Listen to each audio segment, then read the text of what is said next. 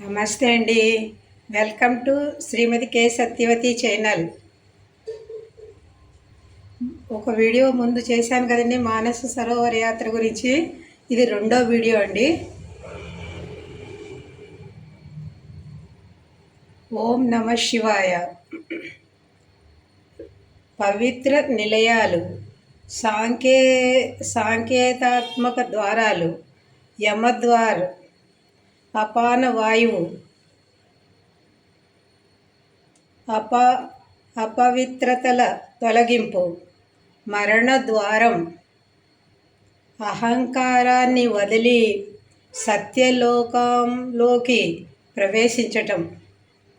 యమద్వారం అంటే దిరాపు మఠం, ప్రాణవాయువు, జీవశక్తి మేల్కొలుపు, కైలాస ఉత్తరముఖం, తపస్సు, సహనం, స్పష్టతకు ప్రతీక. జబల్పూర్ మఠం, సమాన వాయువు, జీర్ణం మరియు సమన్వయం. దక్షిణ భాగం, భక్తి మరియు సమర్పణకు ప్రతీక. మానస సరోవర సరస్సు, ధ్యాన వాయువు, ప్రసరణ మరియు విస్తరణ, పవిత్రతకు ప్రతీక. మనస్సు చైతన్యాన్ని ప్రతిబింబించే అద్దం.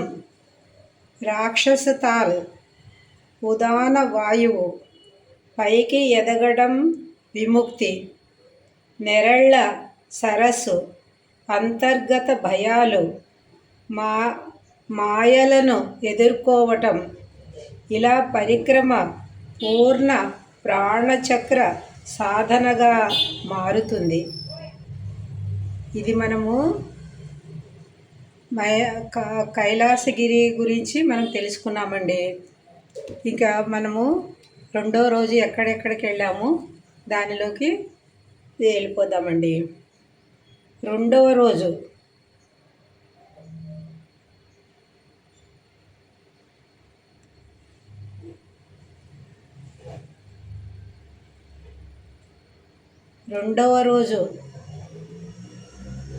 అంటే జూన్ 6 శనివారము, కాఠ్మండు సందర్శనం.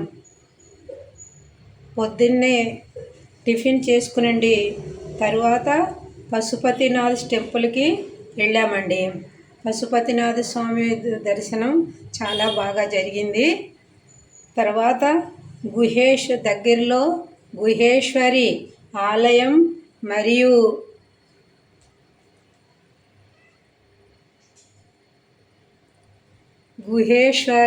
గుహేశ్వరి ఆలయం మరియు బుధ నీలకంఠ ఆలయాలు దర్శనం చేసుకున్నామండి రెండో రోజు. మళ్ళీ మధ్యాహ్నము హోటల్కి వచ్చి భోజనాలు అవి చేసి